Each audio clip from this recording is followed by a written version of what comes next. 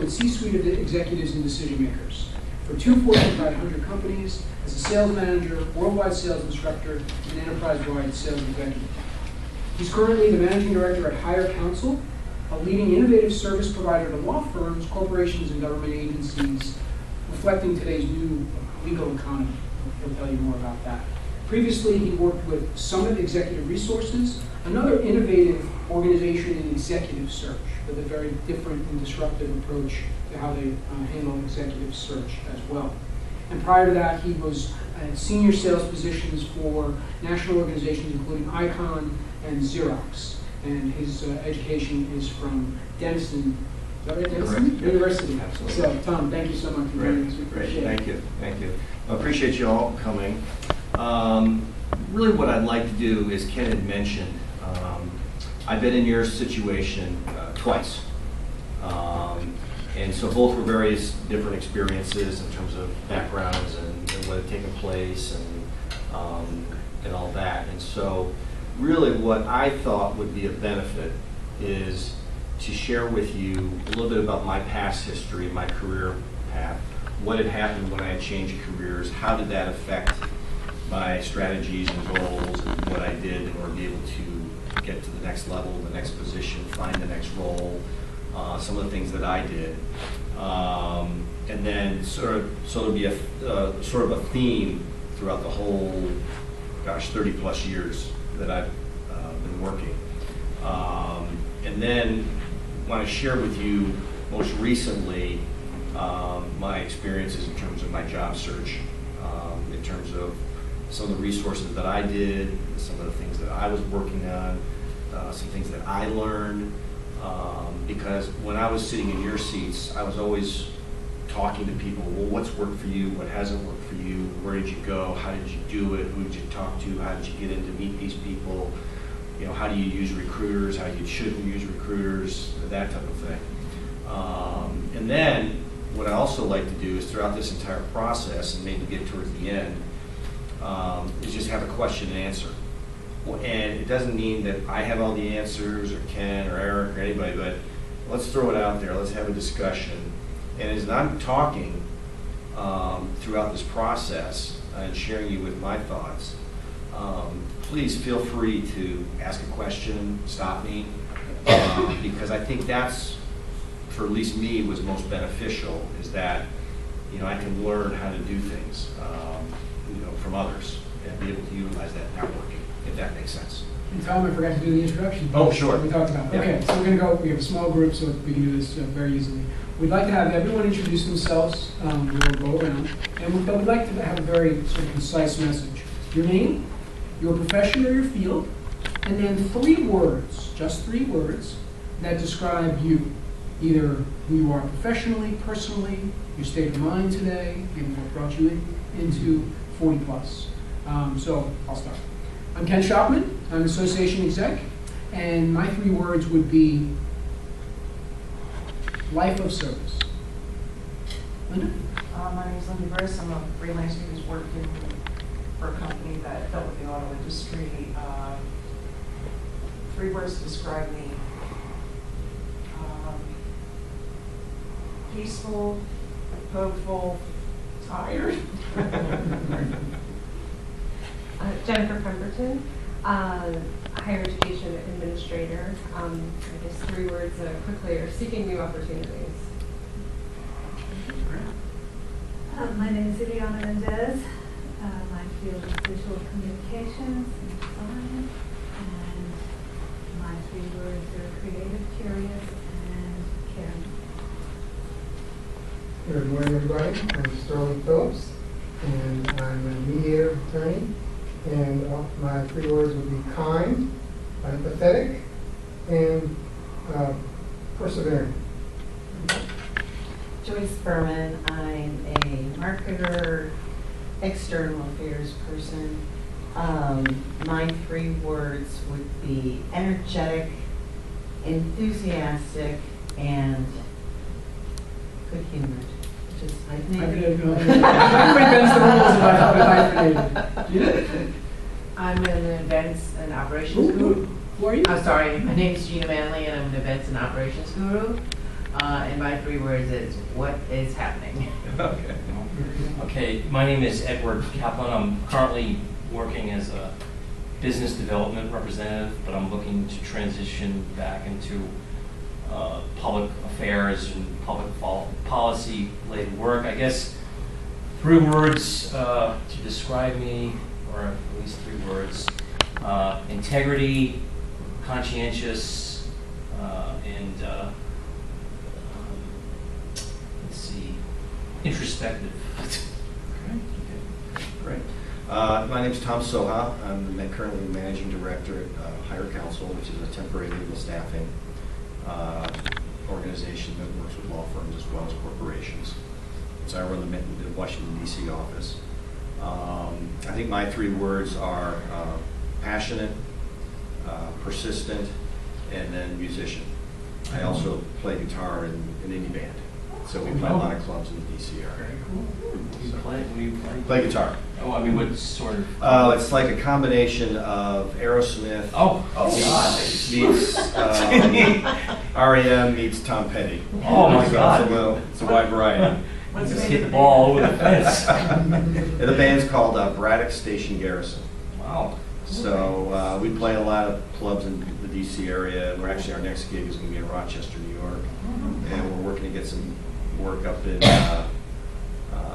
New York. And the person who did the first album and the 3rd album that we recorded is Don Zientara, who also recorded Foo Fighters. So, Eric? Hey, I'm Eric Herding. Most of you know me. I'm a reformed and recovering corporate finance executive. And I guess the 3 words today would be curious, reflective, and analytical.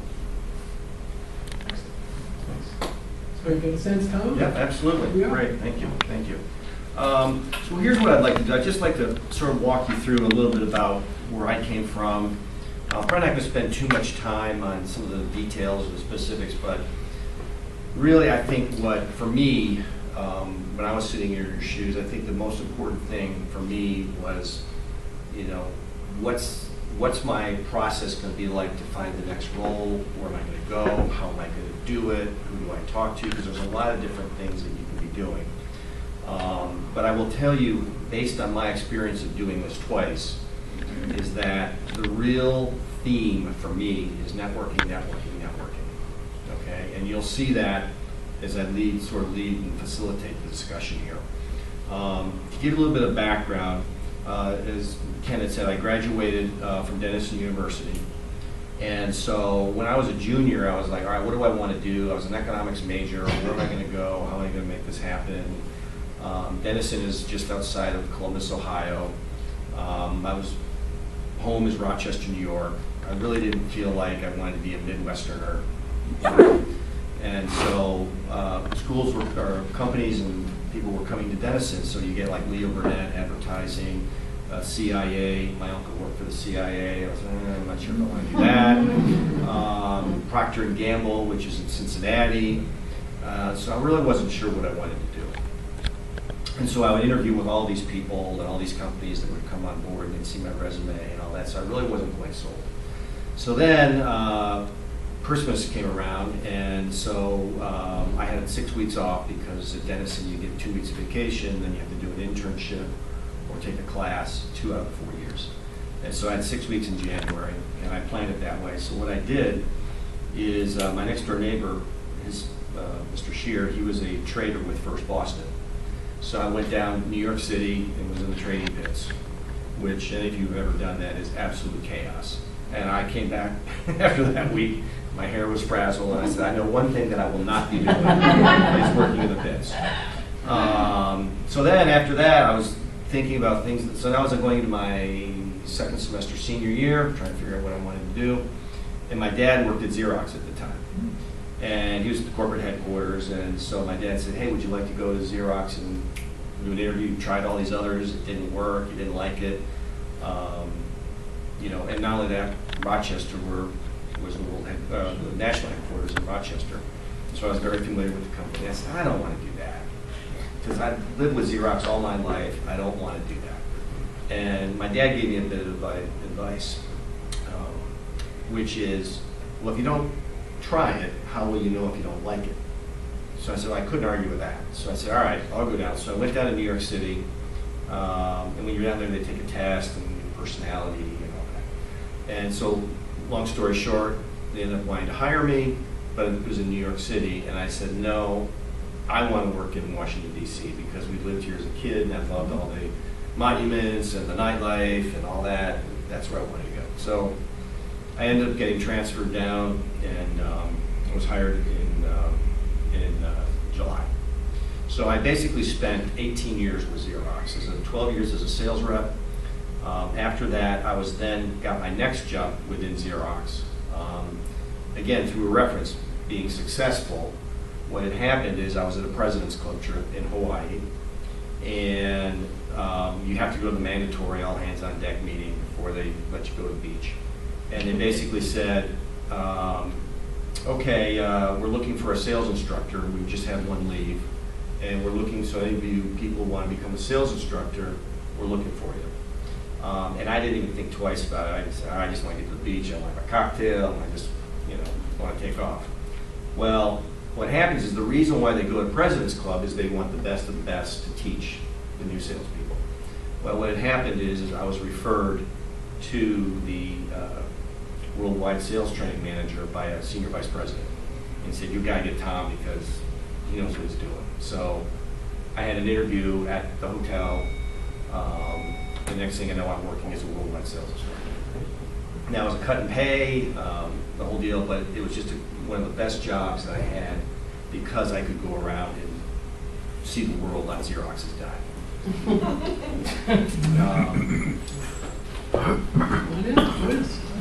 Please. So at that point, I spent 3 years working for Xerox. But then after that, you transition back out.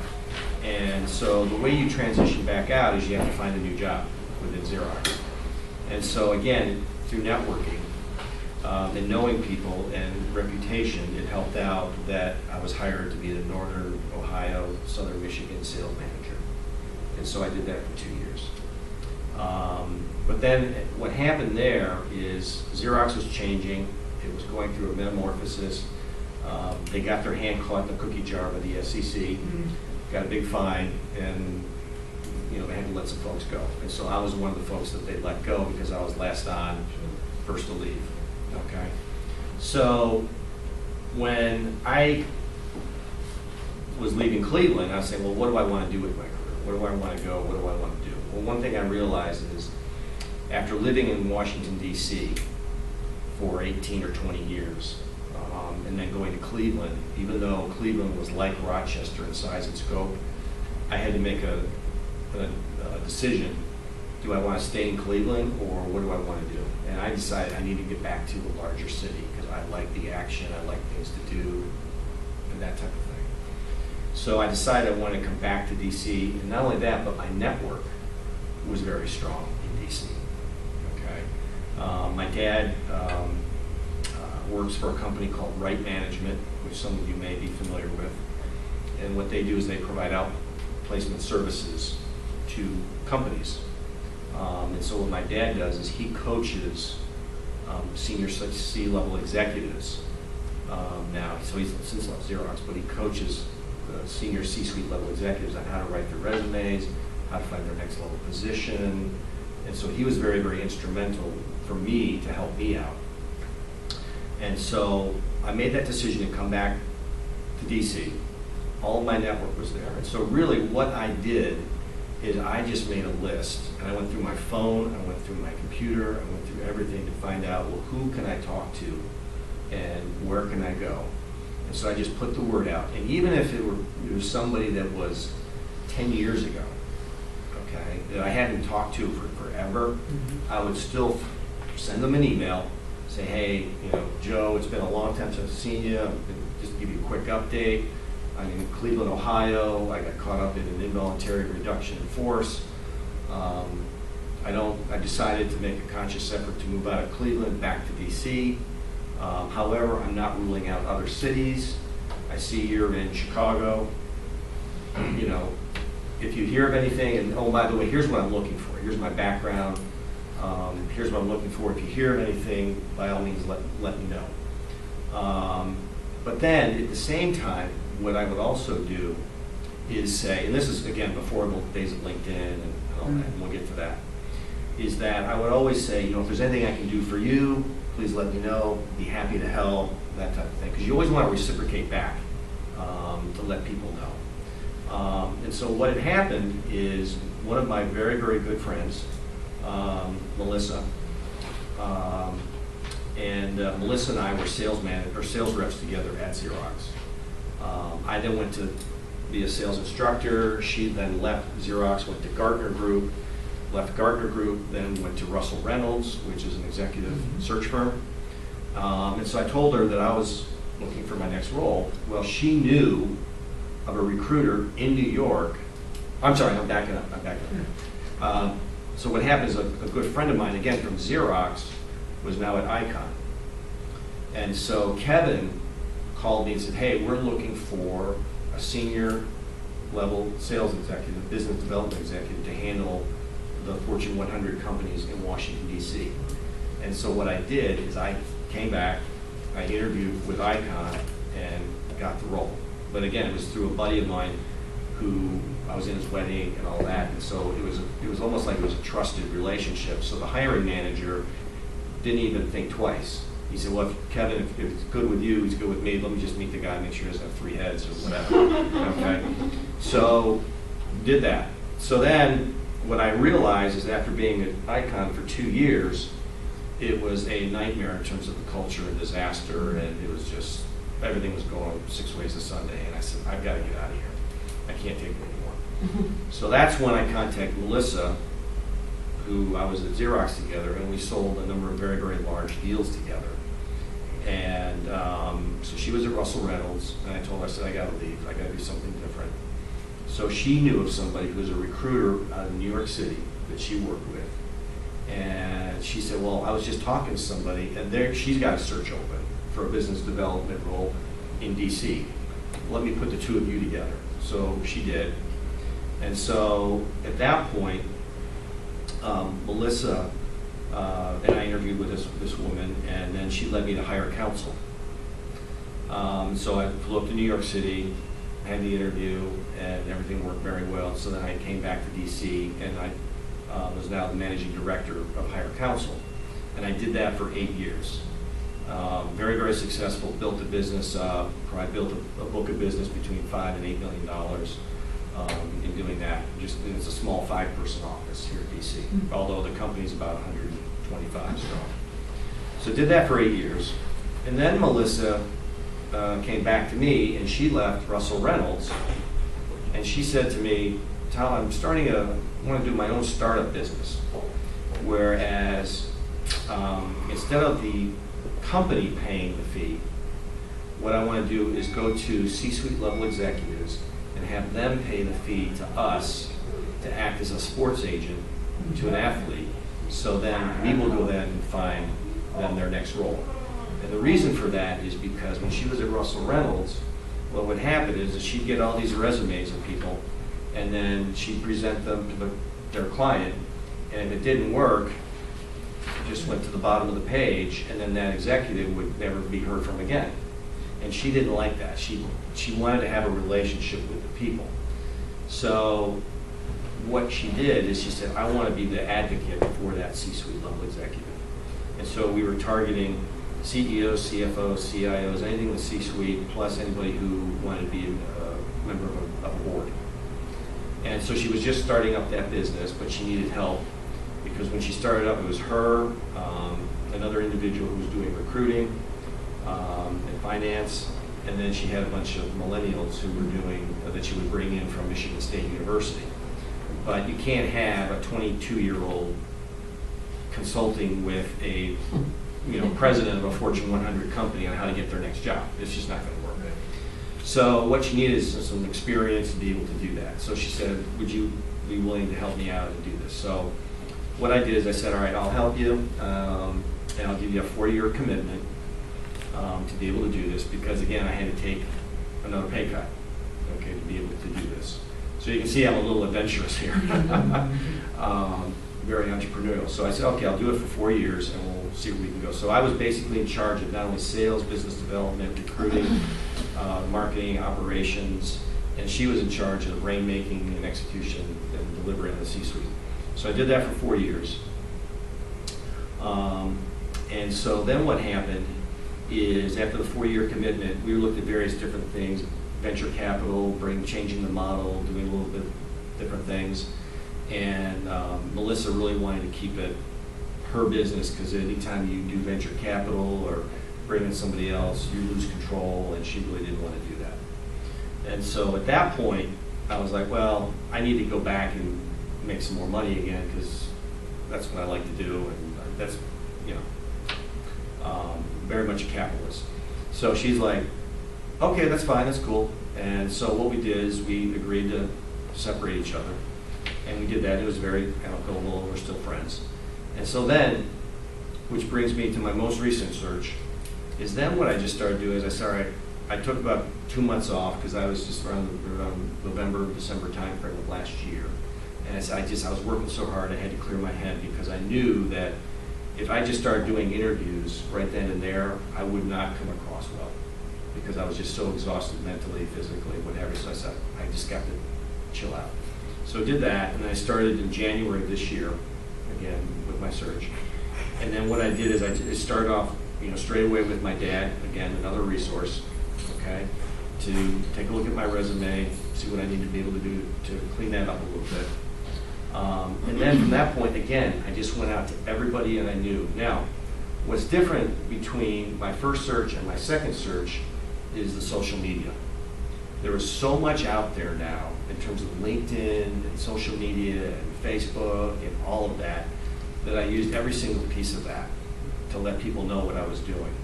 And so I got the word out to everybody that even if I knew a name of somebody, I said, geez, you know what? I'm not sure if they remember me. Screw it, do it anyway. So I did it. And you'd be surprised how many people remember you. And they'll say, oh my gosh, Tom, yeah, it's been 15 years. But they remember, okay? As long as you didn't burn any bridges, or maybe they still remember that. But, so anyway, so I just started doing that. And my goal was, and I don't know what your thoughts are, if I get some feedback on this would be great. But really I'm a morning person. So what I did is I would work from like 9 until I ran out of steam. But I wouldn't work all day on it, because if you work all day on something like that, it can burn you out. Okay, so I would typically go 9 to 1, 9 to 2, something like that. And then I would do something for myself. I'd go out for a run, I'd go for a bike ride, I'd do something just to keep my mind clear, because if you're so stressed out about it, the job search and things like that, it's going to eat you alive. And so I'd go out there and I'd try and get some exercise and clear the brain. And for me, it was interesting because all of a sudden I'd say, ooh, wow, I had a great idea. Let me go back and get on that. And then I'd go back to the house and hang out something to do it that way. And so what happened for me is a couple things. I found 40 Plus. I also, I was trying to remember, Robert Brown's group, used to be in Tyson's Corner, now they're in Rockville.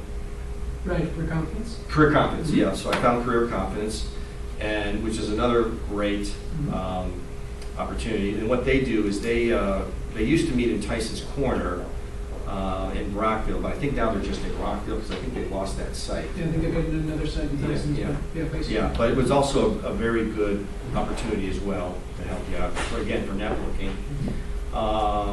The other thing that I did is I joined the Washington Networking Group with Bill Stokes, which is very, very helpful. And Bill's a recruiter. And then what Bill will do is, I think it's like $90 for the year. But then what he also will do is he has, I think it's once a quarter, they'll have a cocktail hour. And you just go in there and you can just go in there and give your elevator pitch to anybody and just say, this is what I'm doing. And I had no issues telling people I'm in transition and here's what I'm looking for and business development, and I would tell people and they'd say, okay, great. And, even if I had some of my old cards from Summit, I just cross it out, put in my new personal email address, so that way, they would be able to understand that. And then again, I started networking with everybody, and touch base with everybody. So one of the things that I also found is I'd look for recruiters, okay? And I was in business development, so I'd look for recruiters that specialize in my niche. I'll give you an example. I found a recruiter who I knew of from a while back, let her know that I was looking for a role, and she said, oh my gosh, about 6 to 8 weeks later, I get an email from her saying, I've got a search that is right up your alley.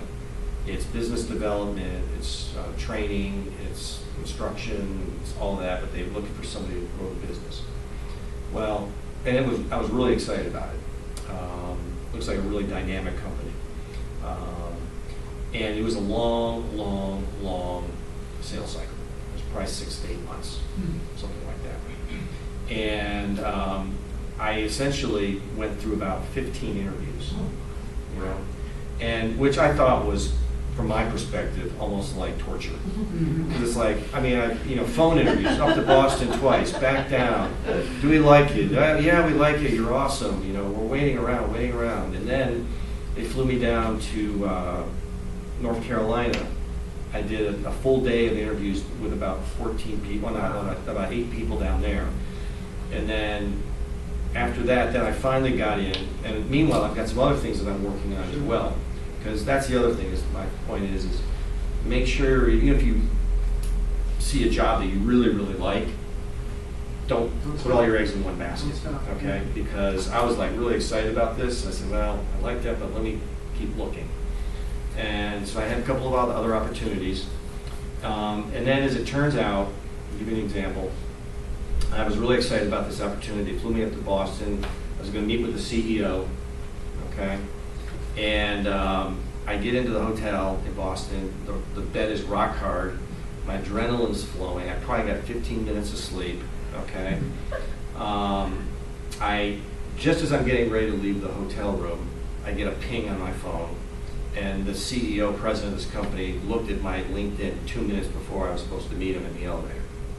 And I'm like, wow, he's not really interested, is he? And I knew that he also was looking to buy a company in London. And so that's why he was in Boston, is to meet with these folks. And he was meeting with them the day before. And I'm like, well, geez, if he really was interested in me, what have you think he would have looked at this yesterday or in the morning, but 2 minutes before? So I'm not getting a good vibe. So I go downstairs, even though it was supposed to be just a, cross the T's, dot the I's or whatever. And I get down there and I see him because I did my LinkedIn references and I did social media and I could see what he looked like, saw his picture. I walk right up to him, give him a nice handshake, smile. Tom Soha, pleasure to meet you. Yeah, thanks. You want to get some breakfast? And I'm like, oh, great, here we go. And so when I look back on that, what I think is I may not have been my best because I was so stressed out about him not being forward thinking about and taking an interest in me, but he was also preoccupied with this other business transaction, which I could see, and it was obvious to me. And so what I should have said when they set me up for the interview, they say, oh, by the way, he's going to be in Boston looking to buy this company. He can squeeze you in from 7:30 to 8. And I'm like, I should have said, you know what, let's put it off. He's in Chicago. I'm in Chicago. I'll fly to Chicago when he's got more time, because that would have been more conducive, okay? I ended up not getting the job because we just didn't mesh. His personality and my personality didn't go. And I was really bummed out about that, okay? And for like a week, I was like, So in reality, it was probably the best thing, okay? Because when I look at it and I say to myself, all right, everybody else in the company I met was great, but if you've ever interviewed with a management consulting firm, they really want to get inside your head. What's your culture? Do you fit? Do you drink the Kool-Aid? And all that. All right, whatever. So in reality, it probably wasn't the best fit for me, okay?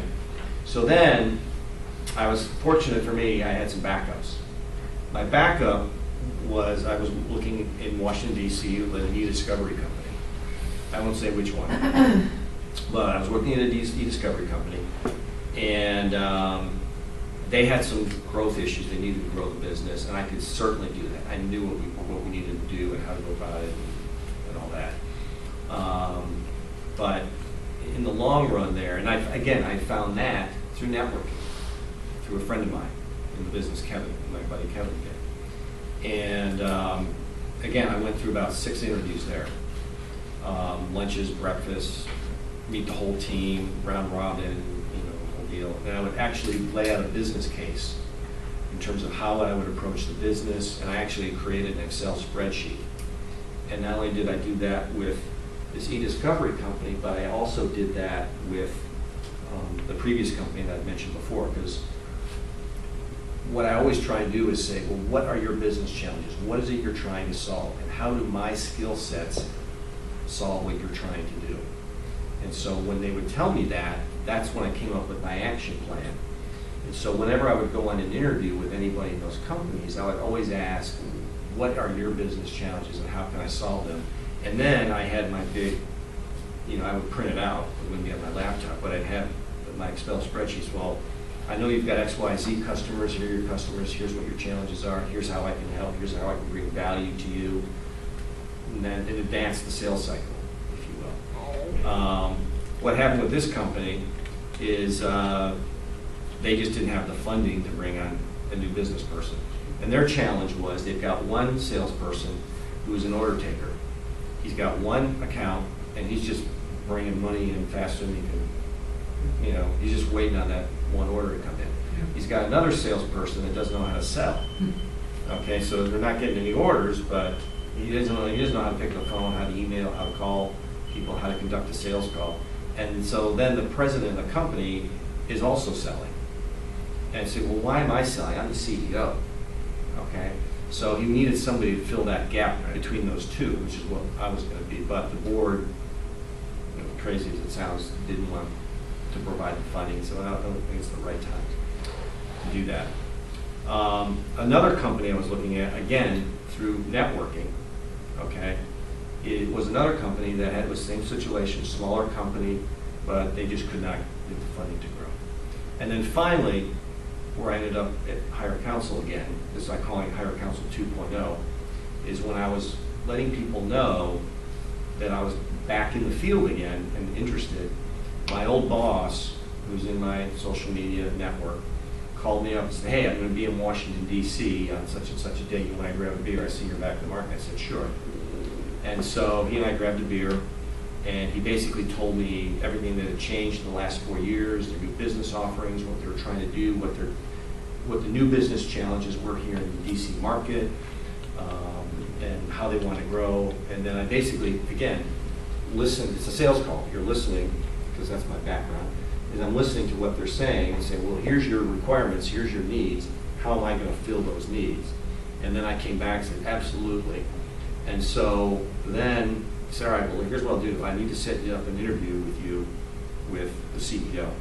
And so that took about another 3 to 4 weeks. So another rule is none of this stuff happens fast.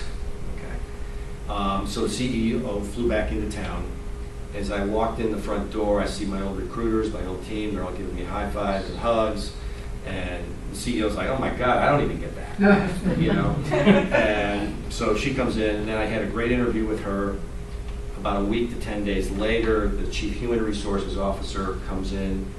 I meet with him, and he basically gives me the offer right then and there. And then I said to him, all right, well, let me just take a look. I was getting ready to leave for vacation.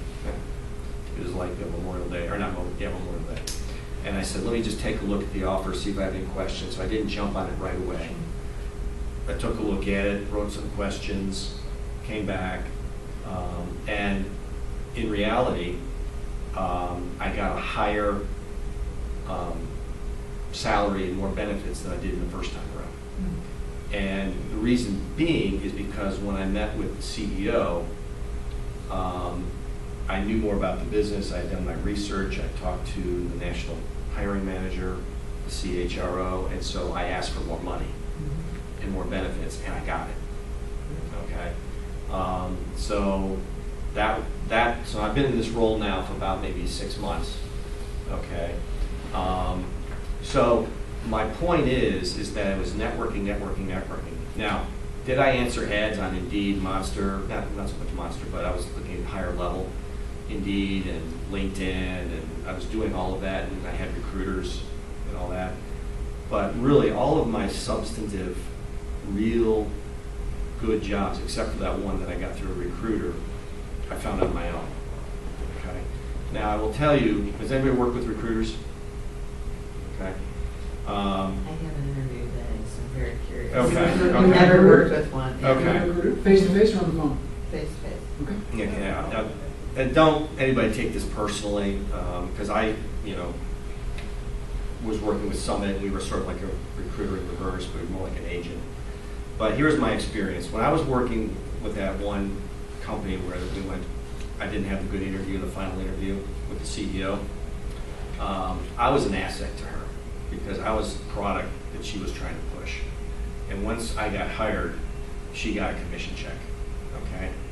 Well, after that interaction with the CEO, and it didn't go well, I called her up and I said, hey, just want to FYI, I don't think it went well.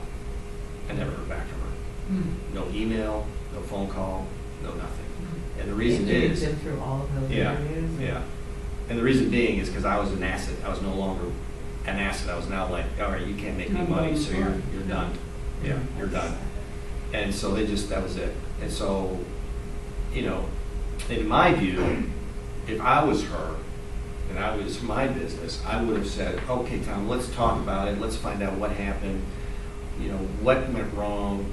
All right, he was looking to buy a company. Maybe I shouldn't have scheduled it between him and the meeting with the folks from London. Maybe I should have just sent you to Chicago instead. Just sort of brainstorm and say, what can we learn from things, okay?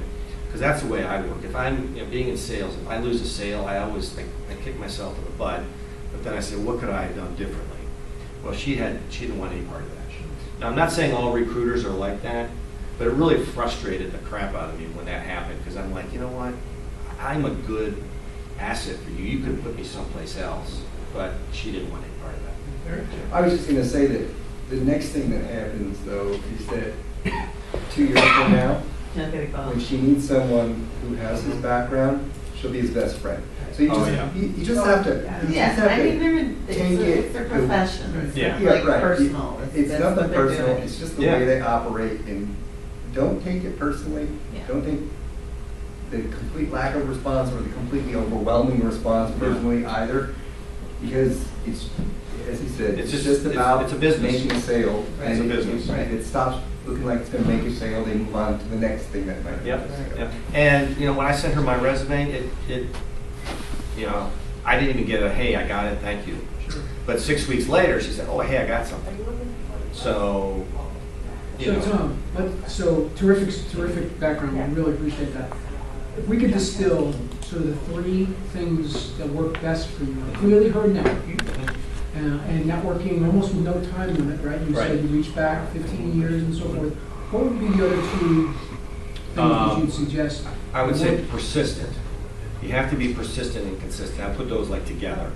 So, and what I mean by that is my goal was every day between 9 and 1, 9 and 2, whatever it was, I would consistently and persistently be working it, finding new things, scouring the internet, looking to see what else is out there, okay, to be able to talk to people, okay? The other is, and I think it's a mental philosophy. And that what I would say by that is that I know some people who were in the same situation. And what they would do is they wouldn't feel like they would want to talk to somebody about their next role. Or they wouldn't want to, I'm not sure if I want to do that because I'm out of a job and I'm in transition. I said, well, how are you going to find your next role if you don't let people know? And so you have to be able to be, I call it sort of like the open kimono. You have to be able to willing to tell everybody everything. In a way, I don't mean it, This is a bad Harvey Weinstein. Yeah, exactly. I don't want to go down. But what I mean by that is you feel free to share everything with everybody. and tell people what's going on in your life and your career, because that way you don't know who's going to be able to lead you to the next person, okay? And you need to be able to do that, to say, hey, here's what the next role is, or here's something I can help you out with. And we did at my last, we had a kickoff meeting at my company in New York 2 weeks ago. On Monday, we had this guest speaker come in. And he just said, all right, I want everybody to write down a goal, something crazy goal that you want to accomplish. Okay, and I want you to share that with your friend next to you. And so David Joe, who's a recruiter out of New York, is sitting next to me. And so I'm a guitar player, so I'm like, I'd love to meet Eric Clapton. And so he says, oh my gosh, a good friend of mine lives in Dublin, Ohio, and his wife, Malia, lives from Dublin, and they know each other. And I'm like, are you kidding me? And I'm like, David, set it up. You know, I'll go back to, Columbus anytime. So my point is that you don't know who knows who. And so don't think myopically, but think, big scale. And then you talked a lot about the schedule, the importance of consistency and so forth. If we didn't think about your effort as a pie chart, right? And slices of the pie include LinkedIn, all the online research and engagement through the computer, face-to-face events, what for networking purposes, face-to-face meetings, maybe one-on-one, your classic informational interview, and then the actual interviews or process. Can you give us a sense of where you felt your time was how that was allocated? Sure. Yeah, that's a great idea. I would say probably just roughly. I would say 40% was online. I'd say 40% was face to face. And what I mean by that, it could be interviews, it could be networking meetings. It would also be informational interviews. I'd just say, hey, let's go grab a cup of coffee and talk to people and say, here's what I want to do. I'm not even asking you for a job. Who do you know? And here's what I want to do. And I'd say, I'll come to you. Wherever your office is, I'll go to you. And did that. And then I would say 10% is, or 20% would be like other stuff that would just pop up that I would say, all right, let me take a look at this and see what's out there. So, but I really put a lot of my efforts into trying to find people that I knew that could get me someplace. And part of that also comes from my business development background, because if I'm trying to get into a company, what I'll do is I'll use LinkedIn to say, geez, I'm targeting that company. Who do I know that knows somebody in that company? So if you're targeting a company, look at that company, do a search, say, well, who is in that company? Can I get a warm introduction? Because if you get a warm introduction, then that person might know the hiring manager. And then just say, hey, listen, I know you may not have an open job now, but what happens if I can just meet with you? And then that person may know people, because all these HR people, they're all in SHRM or what have you, they all know each other as well, and they can help you. And so that would be a good strategy as well. Can you open it up to So, questions? yeah. Any questions? I know you had an interview or a meeting. Well, this is the very first time I've ever worked with a recruiter, and it just so happened somebody that I worked with at my last job referred me to her. So any of the pitfalls, it sounds like, you covered one, which is they drop you like a hot potato if, you're not working for them. But in terms of, are they helpful? Yeah, well, here's the deal. I think, gatekeepers. yeah, they're gatekeepers. I think here's what you'll get out of it. First of all, know exactly what you're looking for when you walk in the room. Okay, here's my background. Here's my strategy. Here's the targeted companies I want to work for. It could be public, it could be private, it could be size, scope, revenue, culture. For me, culture is very important, so that they know that. Now, what they also may come to you is say, you know what, they may look at your resume and say, give you some suggestions on your resume on how to change it. And don't be offended by that, okay? Because some people, oh, this is my resume, this is, I like this. they'll, like for instance, I remember one thing on mine, I put Asia Pacific, and they said, no, it's APAC now. All right, whatever. So, I'll change it to APAC, all right. But what they'll do is they'll give you suggestions on how to do it, okay? And they may even do it for you to be able to do that. And then what they're doing is they want to take that, because then you become an asset to them to be able to go out. Now, one of the things also that this recruiter, I wish that she had done with me better, is she didn't coach me and counsel me enough on the CEO. She may have told me everything about everybody else, but when I got to the CEO, oh, you'll do fine, you're a piece of cake, he'll love you. And I'm like, all right. So, and I think I call it my spider sense, like Spider-Man, something's wrong, and I kept hearing from like the hiring manager and other people saying, and I can't remember the guy's name, I'll call him Ed. And he goes, well, he's kind of tough, you have to really, impress him and all this. I'm like, and he's a tough interview, and I'm like, okay. And so when I go back to the recruiter, I say, well, I hear it's a tough interview, and what do I need? Oh, you'll do fine, you'll do fine.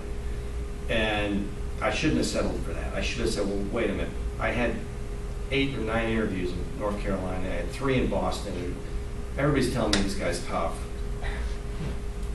You need to prep me for this. And she really did. And I should have pushed her on that. So that way I get inside of his personality. Because if somebody said, all right, he's a grumpy old guy, he doesn't talk, and he doesn't keep looking in the eye. All right, I'm ready for that. Okay, but if somebody says, yeah, he's very outgoing, dynamic, loves to talk, you're going to have a tough time shutting him up. All right, I got that. But if I'd known what this person was like before that, it probably would have helped me out a little bit more. And I should have pushed more on that recruiter to say, even though you think I'm going to do great, let me know. And Jan, Joyce, I assume you're talking with them about a specific position, right? This isn't just a meet and greet. She has a specific position that she mentioned to me as well. You're familiar with that position, that organization? I'm familiar with the organization. The position, I'm not sure is like my number one, but I figured don't shut a door. No. See, kind Never of shut a in door. the same Yeah. way that you're talking about. It's kind of like, let me meet her and see Yeah. what the position is like. I And mean, my sense is, in full disclosure, I've had very little traction with recruiters in a very long search process, so please take it with that grain of salt. My recommendation, and I haven't done this obviously well enough, do find some way to stand out. Because they're probably they've probably seen hundreds of resumes through their automated system or otherwise, and they may be talking to dozens of people in a cursory way. You got to find something to stand out. And to build on that is my business background. Is if you can find out and ask the recruiter, what is their business challenge? Why are they looking to fill this position? What happened with the person that was in this role before? Why is it open? And if that recruiter is worth their salt, they'll know, well, they didn't hit their numbers, they weren't doing the right thing, and whatever it was. Then what you can start doing is you need to put in your brain an action plan to say to the recruiter, all right, well, here's how, say they weren't making their numbers or whatever it was. Well, you say, well, here's how I've been successful. Can you tell me what kind of firm it was? Okay, and then you start launching on your successes. So here, you have your challenge, your action, or your result. And then you say, well, here's the challenge that I had at XYZ company. Here's the actions that I took to be able to accomplish that, and here's the results. I grew the revenue by 30% year over year or whatever. And so then, now granted, it's all on your resume, but by you kind of connecting the dots. Exactly. Then that person, now you stand out in that recruiter's mind and say, got it. And they say, and you become like the most recent, star. And you can, that way they can put you out there. So. Well, we'll see what happens. Yeah. We'll keep you posted. Well, here's the other thing. You can also just Google it. Say, just say looking for, recruiting firms similar to Dewey, Cheatham, and Howe. And then it'll come up and it'll show you a bunch of different recruiters that may be competitors for that one. And then what you can do is just send off your resume to those folks and say, hey, here's nice cover, a well-written cover letter. Here's what I'm looking to do. Very smart point. Would love to have a conversation with you. And that way, again, you you're casting a wide net out One of there. the things that I feel like, and I don't want to get into me problems, but maybe this applies to other people, is I could see myself doing a number of different things at this point in my career. And so when people say, who are you and what do you want to do? To me, that feels like I'm boxing myself into something that I'm actually open to a variety of different roles, because I've had already a variety of different roles. And some, and it really does depend on the culture of the organization and the mission and all of those things that are much more important to me. So do you have any thoughts about that in terms of being very specific about who you are as opposed to? Well, when you're asking for help from people, the more you can define what help means, the easier it is for them to help you. So an open-ended question, do you know somebody who does X? Sales. Of course, I know 15 people who do sales. But do you know somebody who works for this company who does this, who does this? The more specific you are, the easier it is for people to say either yes or no, Right. and be very specific in their help. And if you leave too wide of a field, Right. people are kind of It's like overwhelmed. nebulous and- They yeah. can't figure out how to help you. So What I would do is I would give you Try to three. define I would give it it. like, if you have three things specifically, I'm looking at A, da-da-da-da, B, da-da-da, and C, da-da-da-da. Okay. So that way, you Right. get it. It's like at least. Yeah, there's but don't leave boxes it to check. so open and Okay. generic that it's impossible. I have a question for you. Mhm. What would you say the hardest interview question you ever had was, and how did you answer it? That's a great question. Because I hate those kind of questions. yeah. Like, you Yeah. maybe freeze up and you Yeah. Well, I think probably the toughest question is, and you've got to do your research on this, is, somebody says, well, how are you going to bring value to my company? Okay. So the way you have to answer that is you have to know you have to do your research. And if you can find out what the challenges are of that company. For instance, I did a research on a company and they were being sued, and they've had turnover, that type of thing. And so you say, I see you're being sued, you've got some turnover, you've got some issues there, and there might have been an article in terms of culture, okay? So you're trying to tie all that in and say, well, here's how I can do it as a managing leader to be able to grow revenue, turn the culture around. You can't do anything about being sued other than be ethical. And so what you're trying to do is to listen. And being in sales, that's how I approach this as a sales approach, is I'm always listening to the client in terms of what their buying signals are, and then how can I resolve those. And so, but if you don't ask the question, here's why it's the toughest question. If you don't do your research and you don't ask enough probing questions about why they're looking to fill this job, what the issues are, no matter what it is, then you're not going to be able to say, well, I'm the person for that job, because you won't know what the value is, because you won't know what their challenges are. And so that, to me, is the toughest question. You have to do your homework to understand that. Now, there could be situations where it's a privately held company and you just may not know. There's nothing out there. And there may not be any news, okay? So, but that's why it's so important to do your probing questions, so that person does the talking. Because here's the other thing.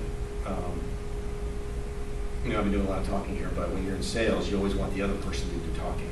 So you can listen and then come back and then tell them why you're the person. So if you're doing all the talking on the interview, that's not good either. Does that answer your question? Yeah, oh yeah. The analogy we talked about at 40 plus is you want to be the aspirin for their headache, but it requires you to identify the headache. And sometimes the headache can be obvious or can be apparent. You can sort of read it through the tea leaves of the job description. If they're looking for a person who has superior sales skill, can grow revenue, they may be having a revenue issue. If they're looking for somebody who's an effective team player and manager, maybe they have a cultural problem. If they, are they on a growth trajectory? Are they trying to hang on? Where are they in their business cycle?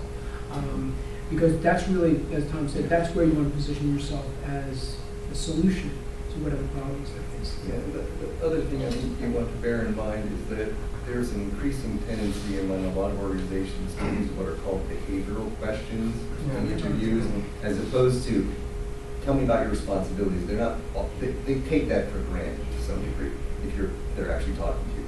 But they ask questions along the lines of, tell me about a time you had a conflict at work and how you resolved it. Or tell me about a time when you bit off more than you can chew. Or tell me about a time when you failed. Questions that are much more open-ended, and there are good ways and bad ways of answering those questions. And there are actually, I do something similar with a bunch of young people. One of my students raised their hand and said, seems like all these questions are an invitation to slip down a very slippery slope. Right. You bingo. Right, you put your finger on it. That's exactly what they are. So you want to probably do yourself a favor and look at lists of behavioral questions and think carefully about how you would answer those questions. Because you don't want to say negative things. And to the extent you have to talk about a weakness, you need to address how you fixed it, or how you are working on it, or how you have worked on it. And that's what people tend to be looking for in answers to those kind of questions. I got one more I just thought of, and I'll get to you, Sterling. Is a buddy of mine that, again, one of my best friends, he was at Xerox. I went to high school with him. He was at Xerox in Rochester 25 years and just recently let go. He recently just did an interview like 2 weeks ago with Gartner Group. Has anybody been through a panel interview? Sure. Yeah. Okay. For those of you who don't know, panel interviews, you sit there with 3 different people and they'll ask you questions, situational and all that. Well, in his panel interview, which was the final interview, part of Gartner's strategy is they'll bring in 3 people, they'll sit you at a table with 3 and they'll ask you questions. And then one person, unplanned, oh, I've got to go to a phone call. And he gets up and leaves.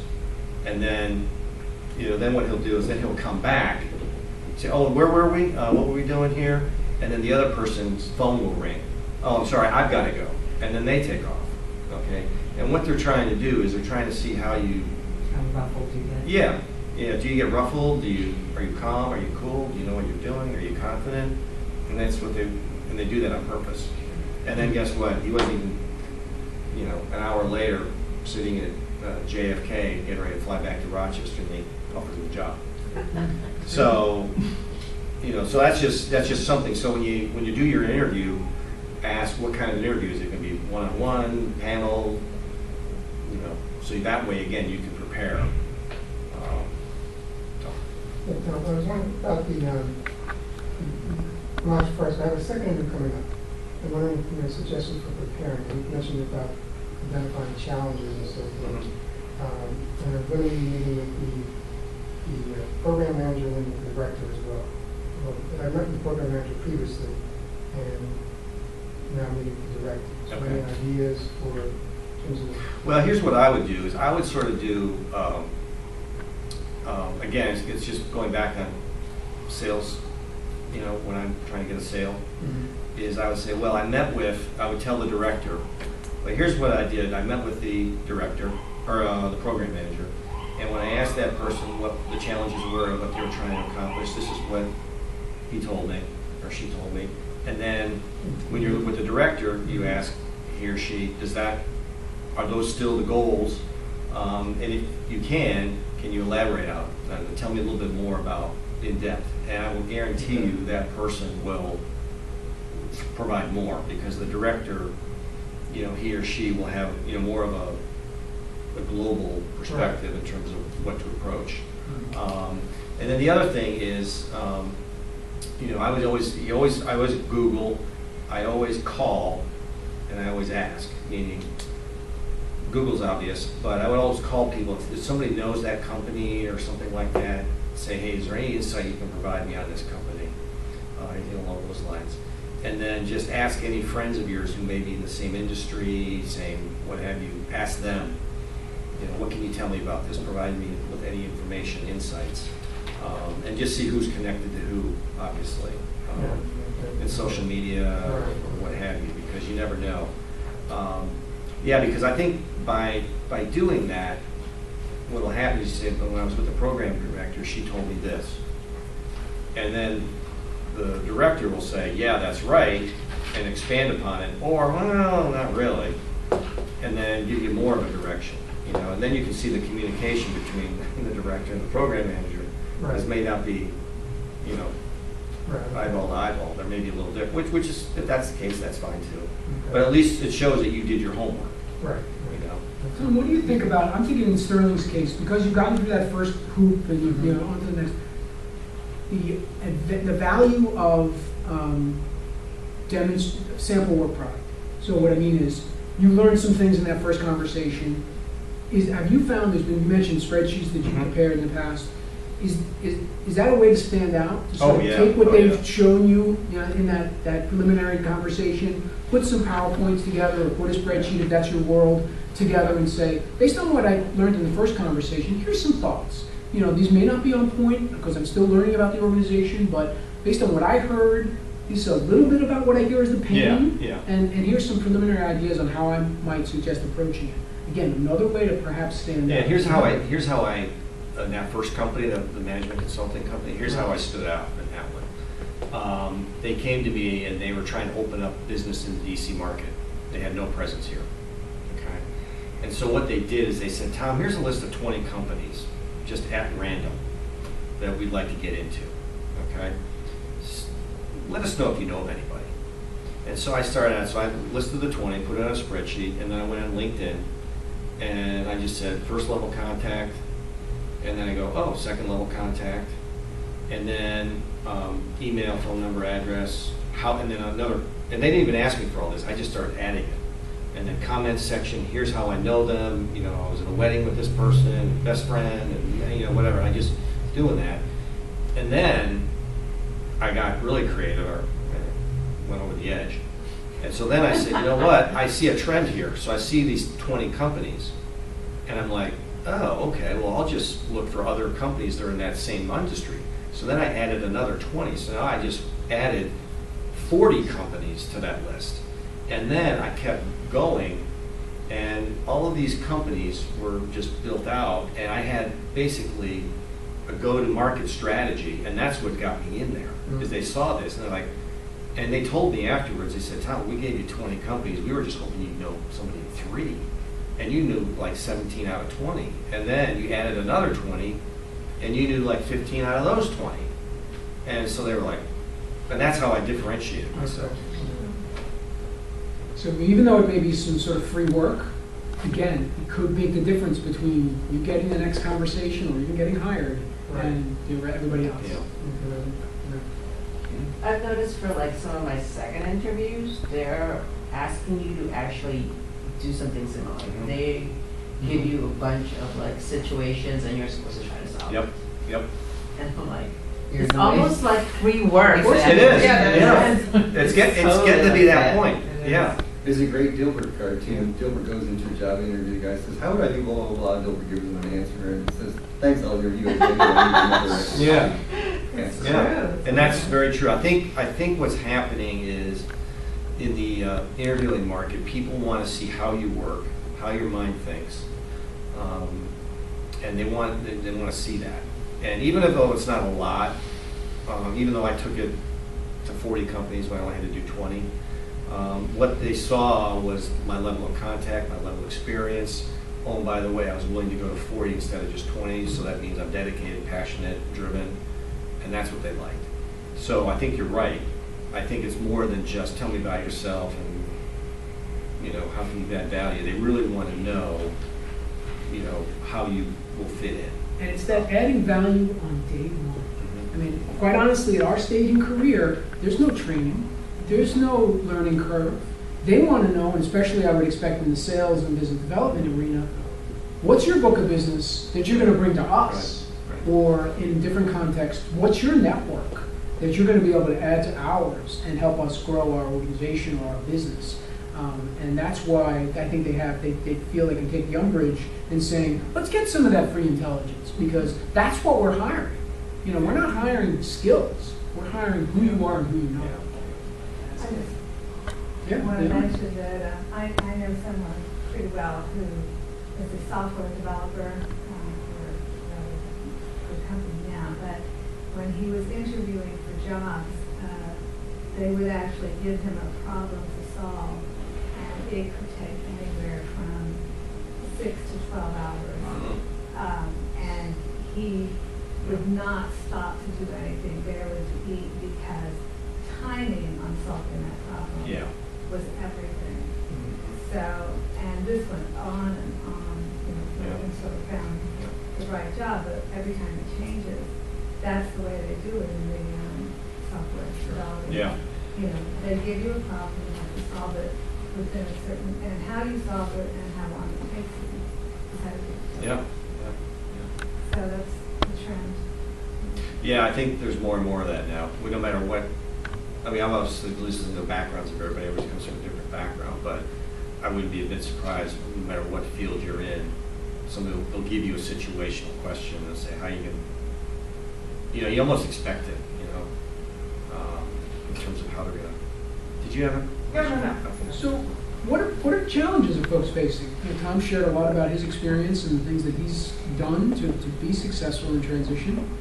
What are folks, what's the stumbling block that folks are dealing with today? Getting in the front door, getting in the side door, finding organization? So you're new, so we can pick on you. Introduce yourself, please. My name is Lisa Pope. I guess I've been in sales and business development, or more sales, for about 12 years. And then mid-career, I decided to go back to school and do my MBA full-time. Right. Which is a good idea, but now, like, finishing it, it's presenting like its own challenges. It's, coming back and trying to get my foot in the door of other industries. My past sales roles were more farmer type, but I find, you know, the hunter type roles are kind of more what I'm interested in. So just kind of finding a way to transition into that. Also being more interested in international roles. I don't know how to find those companies that have those roles available. So those are some of the issues I'm looking at right now. Okay. Anybody else? What's tripping you up? I'm just starting, so I agree with you on the narrowing the focus, because I feel like as I'm looking for this transition, I've done government relations, I've done association management, I've been chief of staff. I'm open to something great, so it's figuring out how to narrow that ask. It's really. I get it. I know why you have to do it. Yeah, And I've helped other people along the way in the past, so I do get it. Yeah, you think about the filter analogy and also the frequency analogy. You know, too many frequencies, it's static.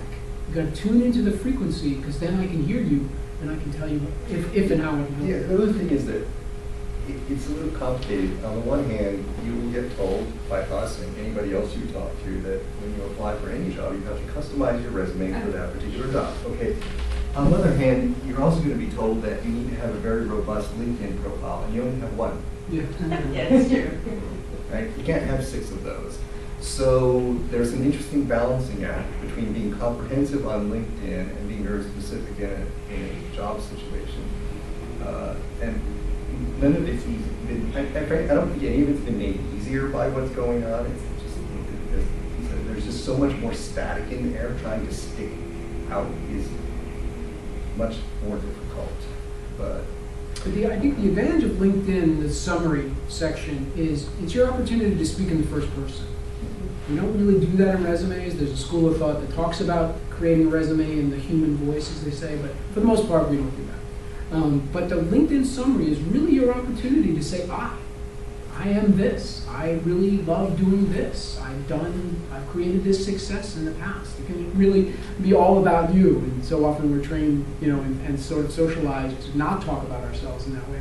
But that's literally your white space, 2,000 characters, whatever it is, to really put a focus on. And as you said, open kimono, give a little bit of insight. You know, I work with someone who, she was up for a position at a large institution like the World Bank or IMF and so forth. And we talked about it, and I said, what really engages you about this? And she said, it brings back some of the memories I've had in writing poetry. And so she wrote a poem as part of her application, got her the interview. It's unique. You know, be open, share, give them that insight that's going to help you stand out from the bits and bytes that are all over the place. Yeah, because it's like, I have this phrase, when somebody starts just giving me, you know, stuff that I can't use, I call it going to the Bahamas. Because I'm like, blah, blah, blah, blah, blah, blah, I'm like, Peanuts, you right? know. Charlie Brown. Yeah, exactly, I just go to the Bahamas, you know, and so it's like, if you can provide me with some value that I really want to hear. And the other thing is, and, you know, 40 plus is also just your elevator speech. When I was a sales instructor at Xerox, this is, gosh, late 90s, we had a gentleman by the name of Tony Parinello, who wrote this book called Selling to Vito, and VITO is a very important top officer. When he came, we had him speak at Xerox in front of 900 sales reps.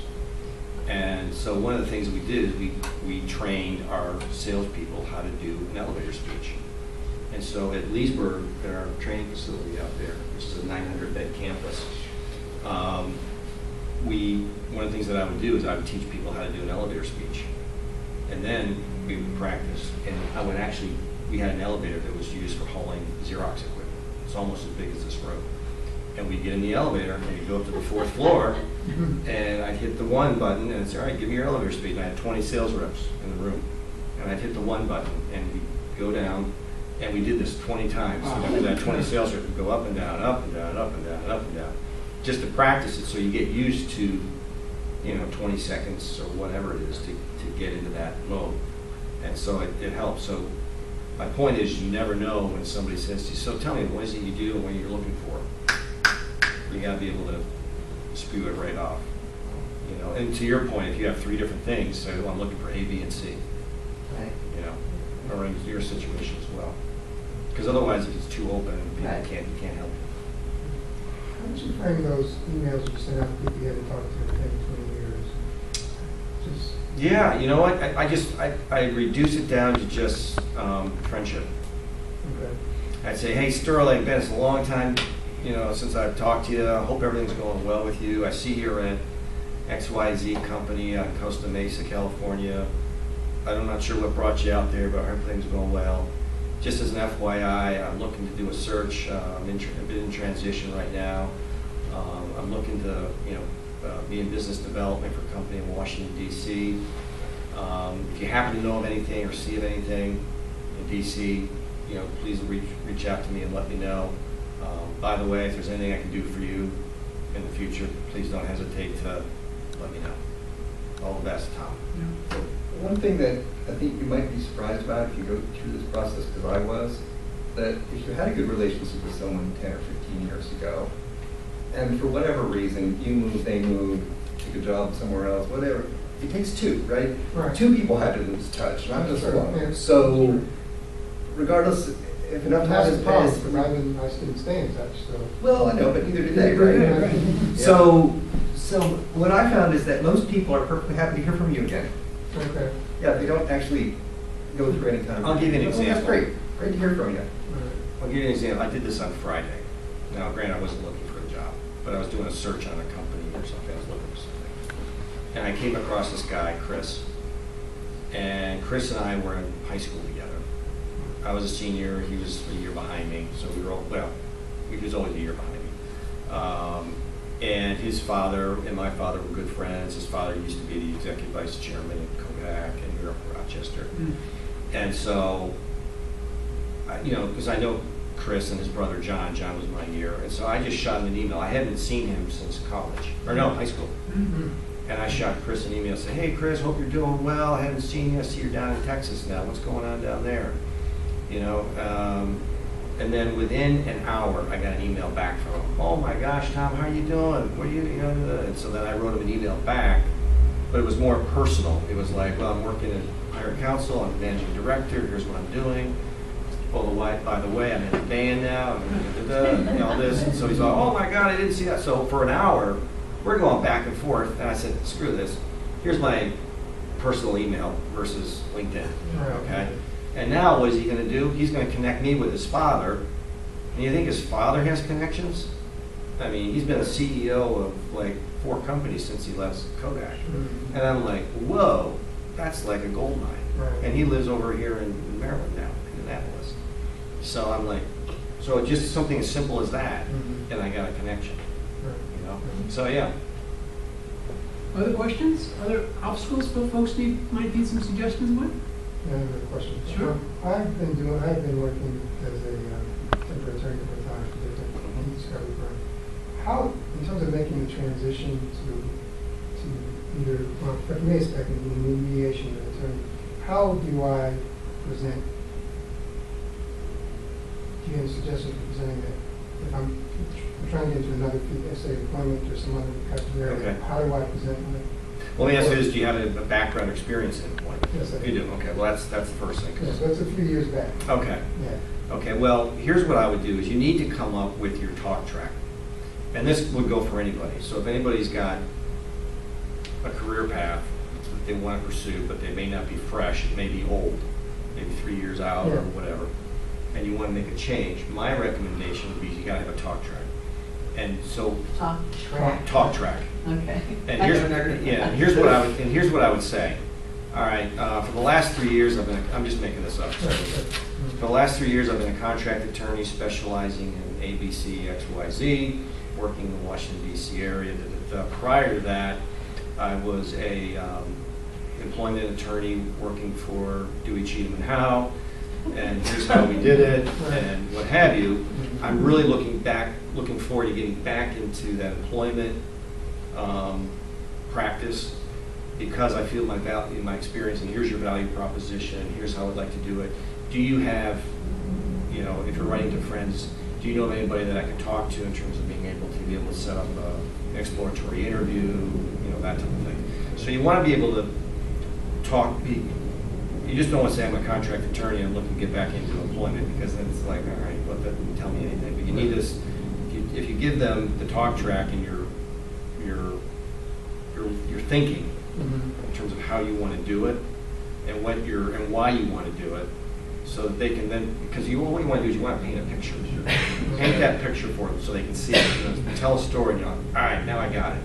Now I know what Sterling's doing and why he wants to do it, because then if they pick up a phone or send an email to somebody, they need to be able to say, well, here's why Sterling wants to do this, and here's his background, and here's why he wants to make the change. And so that way they can sell for you, because otherwise they're just going to pick up and say, hey, you want to talk to Sterling, he's a contract attorney, he wants to do employment.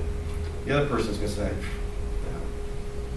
no. But as long as they know why you're doing it, Why I'm going to go back? why you want to go back, and what your interests are, and what your skill set, and again, what we've been talking is what's your value. Because if you can provide value to that person, Right. then they'll say, okay, yeah, that sounds great, let's do it. For the last few months, and even when I was working before, I've been working for myself. How do I present that to a corporate company? Because some people tell me to look down on that. And how do I spin that so that's an asset for a corporate company that might be threatened by, me working there for a while and just taking off again? Well, what I would do is, a couple things. I'm just not in any particular order here. But what I would do is, again, paint the picture.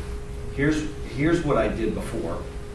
Because you're in sales, business development. Here's what I did before. Here's how I was successful. You talk about percentages and numbers, okay? I had a $5 million plan. Year over year, I increased it by 25%, made President's Club, whatever. People understand that numbers and percentages. Then beyond that, then you say, I decided to make a change to start my own company. Here's why. Again, I start off, with zero base, and I grew up to XYZ revenue base, and grew the company, made inroads, especially if you're in business development, opened up new contacts, because that's what they're looking for, okay? And then you can even say, here's what I learned about the business, here's what I learned about myself, after doing that for 3 years. And then, by the way, now here's why I want to get back into this role in working for a company. So you heard me when I was, working for Summit. All right, I gave Melissa, you heard my story. I gave her a 4-year commitment. I would do it. I had to take a pay cut.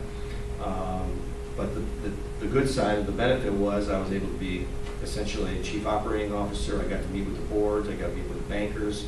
I was able to manage the recruiting team and the finance team. So I did all of that, which gave me excellent experience. The reason I wanted to make a change is Melissa wanted to keep it the same. She didn't want to grow the business. She didn't want to bring in venture capital. She didn't want to change the model. which means the company was just going to grow that way instead of like that, which is where I wanted to go. Okay, so therefore now I painted the picture to say that's why I wanted to get out and do something different.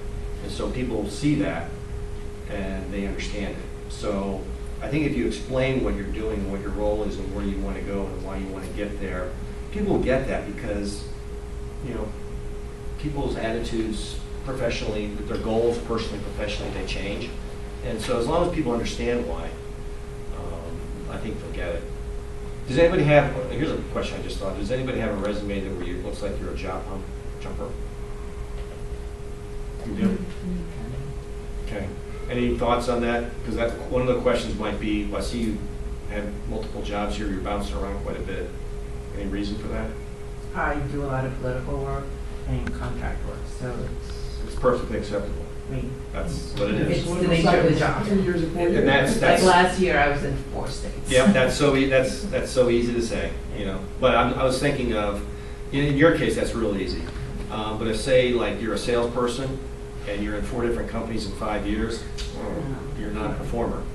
Is what that tells me. Because I used to be a sales manager. I'm looking at this saying, not sure if this guy can do the job. And then And I'll the tricky bring it- thing is, I've experienced the opposite. I was in my last organization for 15 years. And I've had more than one person say to me, why'd you stay there so long? Yeah. Yeah. I think that's the most It's common easy. problem at 40 plus facilities, been in the same place for 20 years, and these days people are like, yeah, okay, so what's wrong with you? Mhm. Yeah, yeah, yeah. Yeah. What would that person do though, if you had been, say, didn't work out in the first place? Well, you set the example of the person said. Well, like for instance, How does that person, me, if that's me, how do Yeah. I then go approach other people and say? well, I'll tell you, I was like with Icon, it was culture for me when I went there. I mean, Icon, if anybody, does anybody know who Icon is? Okay. Copier, yeah. They were like competing with Xerox and all that. And Icon is an acronym for I know one name. So what they did is they took all of these companies, put them under one roof. And the problem when you do that is everybody's got 42 different cultures and nobody mixes well. You've got Ricos, Minoltas, Savins, and all these people are, you know, just Sounds in. like Frankenstein. Yeah, yeah, exactly. And so, and the leadership of the management team was, you know, all over the board. And they had their favorites and they didn't have favorites. And I'm like, you know, I'm in there going, oh my gosh, this is a disaster. Especially when I came from Xerox, where it was very well disciplined. We had, you know, very well managed. And I looked at this going, oh my gosh. And so I gave it 2 years. And then finally I said the culture. And people understand that. You say culture, they get it. And I said it was the culture, and I had to leave. I couldn't take it anymore. You know, when people get that. Well, Tom, thanks so much. I want to be respectful of the time. For those who are new, and we have Edward and Jennifer and maybe some others, Eric is willing to do an orientation. We'll do that next door in the room to learn a little bit more about 40 plus and some of the things that we offer. Again, for those of you who've been here before, you don't need to hear that again. If you're interested, next week, we've been talking a lot today about telling our stories, constructing and building those stories. Next week, we're going to have an opportunity to hear from an Emmy Award-winning storyteller, Jan Fox, who was a local reporter here on CBS for a number of years and has won, I think, 3 Emmys. Is now a coach, and her focus next week is going to be bold talks. That's her approach, and really helping us understand how to create those messages, as we've been saying today, that are going to help us stand out. So keep that in mind for next week, and tell your friends. So Tom, thank you so much. And again, if you want to fill out the feedback forms, we really